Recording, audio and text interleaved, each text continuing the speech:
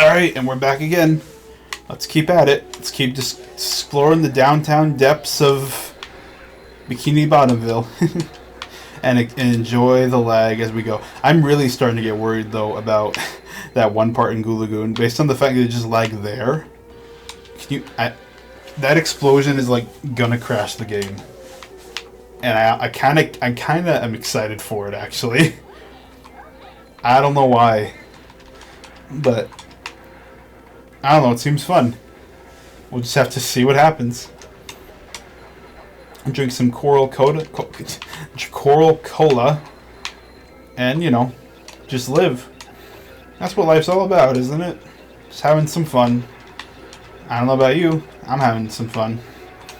No, I know that sounds sarcastic, but I really still am having a ton of fun. Hope you are too. Just getting to chill with some people, and man, that they really put the checkpoint all the way back here, didn't they? I really gotta go do that section again. Oh well. It happens. Just as life happens. You know? But, alright, we get to see the lag again at least. And become increasingly worried about, you know... I didn't like too bad, actually. Huh. Almost died there again. Good to know. You know, I remember as a kid, we had clotheslines in our house for like 5 minutes. Oh no, it's outside the house, but like what I mean like is we had you know, we actually used clotheslines for not that long, and now I spawn here. Okay, but I remember when we did. Well, no, I remember when we didn't. I was always confused because, like, I never really quite understood as a kid why we got rid of them. I guess I still don't, technically, to this day. I guess it just has something to do with it's kind of weird if you think about it, right? Like, displaying your undies for the whole world to see. Especially, you know, in the city, where everyone can very well see them. People still use that word undies. Is that still slang? Am I hip? Although, I think the rule of thumb is like if you have to ask if you're hip, you are not hip. Like, I think that's how it works. Although I wouldn't know because I'm not hip. I am hop though. Jesus. Okay. Speaking of hop, because we're just all over the place today. Pokemon's hop, you know, the rival in Sword and Shield. I was just thinking about it, like, it's really kind of sad the arc he goes through, because like he basically he's forced to like realize that he'll never be the best, which is kind of a weird moral for a Pokemon game. Like you think you'd be all, you know, because it's always about that was genius. Okay, it's always about, you know, how, you know, you can be the best like no one ever was, but you have to like teach him that he's never gonna beat you. You are always going to be better than him, which if you think about it narratively is kind of sad, because like he gets full on depressed at some point in that story, doesn't he? And I don't know, it's just interesting I love overthinking video game stories, especially the really simple ones, which is kind of why I'm a sucker for simple stories, because like as long as there's something, you know what I mean, like there has to be something. Like Sticker Star is nothing, for example. I can't make an interesting commentary about Sticker Star, but something like, you know, Pokemon Sword and Shield, there's something to work off of, and you can have theories, you can think about it, and it's fun to do, as I'm sure it is for a ton of people. I mean, there's a whole giant channel dedicated to it on this platform, so you know. It's a popular idea. Maybe I should do some of those types of stuff one day. I got a lot on my plate right now in terms of what's coming and what I want to do. I guess I should distinguish that, right? Between what's coming, what's actually coming. Oh my god, I'm yawning. Okay. How professional am I? I yawn on camera. That's how professional I am. Anyway, what was I saying? Oh yeah, I should make a clear distinction between what is coming and what is actually coming and what I'm going to do. Because like I said, I have a hard time with schedules, and I'm hoping that this less grandiose approach works, right?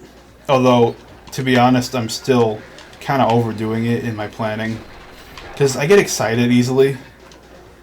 And I think about, oh, I could do this, I could do this, I could do this, I can do all of this. Except I can't because I'm one human being. Not at least 3 human beings.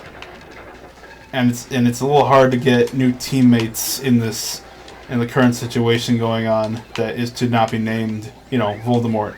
But sorry, no, it's as everyone knows, as the Game Grumps said, it's the Backstreet Boys reunion tour. Which is, I don't know, that's one of my favorite jokes, I think, in recent memory. Like, in recent time at all. The Game Grumps are, again, because we're all over the place today, Game Grumps are, like, some of them, I think they're one of my favorite YouTubers, which, I know they they're not the best at games, despite their name. And I know their humor isn't for everyone, but something about them is just really funny. Like when the Game Grumps are funny, they are really funny. They don't always hit, but like when they do, it's something to behold. Which I think that describes a lot of people and a lot of things. Like, and I know that's the cop out answer basically. Like, oh, when they're good, they're good. When they're bad, they're bad. No duh. But I don't know. I just really enjoy them, I guess. Also, I don't remember not fun fact, but something about Rehydrated that I remember noticing is that I think I had a problem with the buttons. Yes, I'm about to complain about buttons. I may be misremembering, but I think I got annoyed that they looked a little different than I thought they would, which is a weird complaint, I know. But I think it's because these button designs are really iconic to me. Is why there's iconic as the stars in Mario. Imagine if they gave the stars in Mario eyebrows.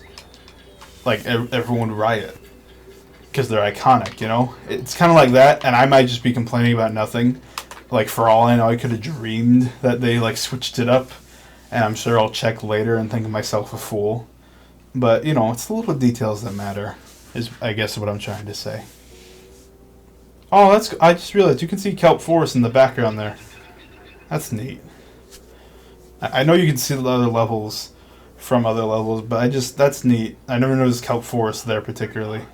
That's cool. Yeah. See, one of the best things about I guess it's just having a favorite game in general that gives you this feeling, but you always find something new, Especially in a game as detailed as this. Well, not detailed, but with as many references as this, which I hope, like I said, I hope Rehydrated really goes for it and really tries to hit that out of the park with. And I know they already got the Bold and Brash going on. I hope I just hope they go crazy with it,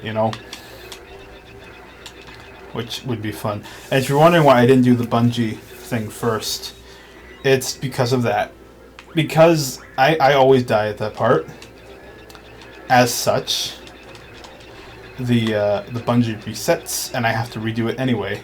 So I'd rather open all the doors first and then go get the bungees. You see what I mean?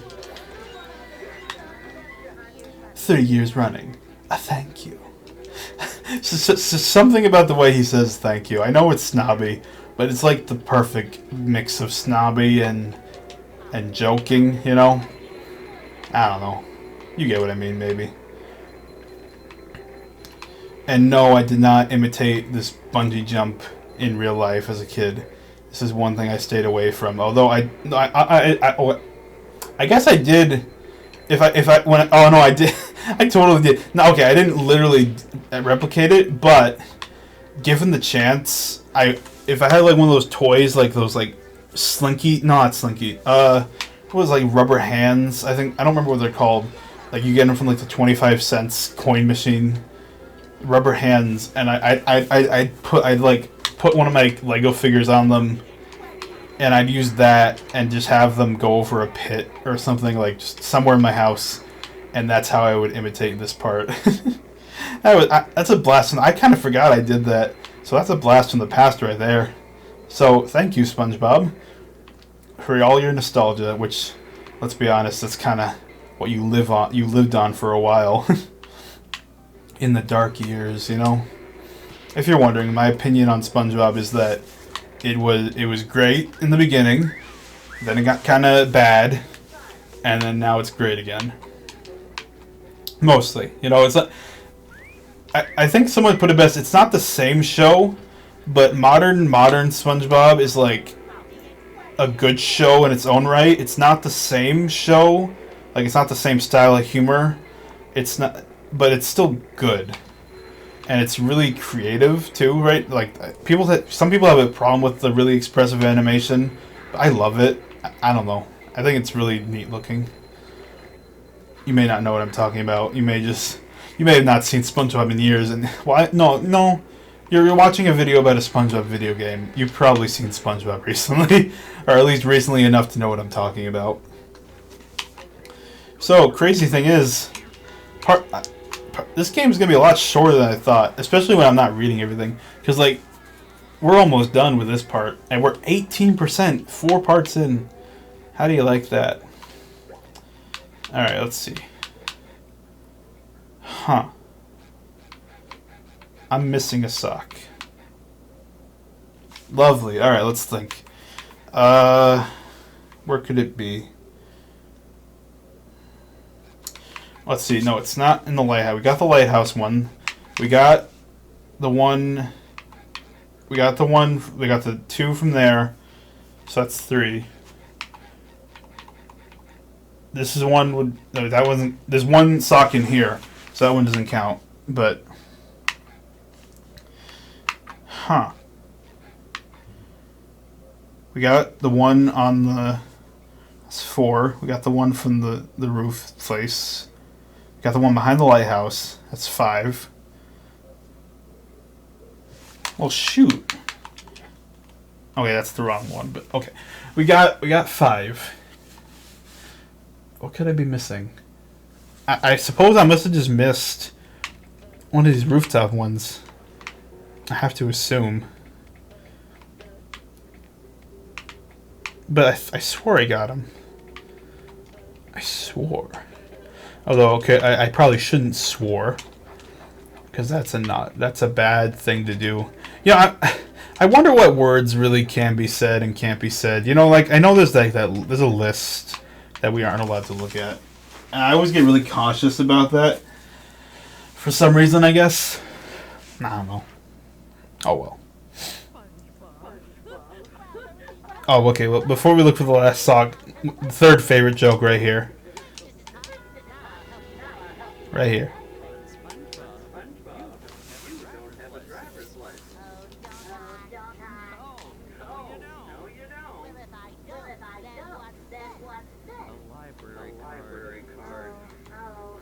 I just like how done she is with it all in her tone of voice. That's one of the best things about Mrs. Puff's voice actor. She's always so done with everything. Oh, I remember now. I always forget this one. I remember where it is. It's over here. It's like, I think, did I go over here? No, this is a different area I went over to that looked like this. But it's right behind here. So good to know. Good to know. So let's go nab it. Like the rabbit from Mario. Ta-da! Okay, we're good. Alright, and with that, we can leave. And we can get another sock from Patrick. Thus, getting us a 5th of the way through. 4 parts in. Jeez. Time goes by when you're having fun, doesn't it? It sure does. Thank you. Alright, let's go. You know, I never realized how big this road was. I thought the taxi kind of lined up with it. Oh well. And we're not going to be silent during the loading screen, because that's what fools do. And we're not a fool. Because we're going to go get our 20th spatula and move on up in the world. Isn't that crazy? Like, I've completed 2 areas now. Like I've said, I never got past Jellyfish Fields originally. Like in terms of like the videos. So this is crazy, and I hope you're still enjoying yourselves. Because let's go. We're gonna do this. You're gonna do this. Because you're magnificent, every single one of you. And I hope you have a lovely day. See ya.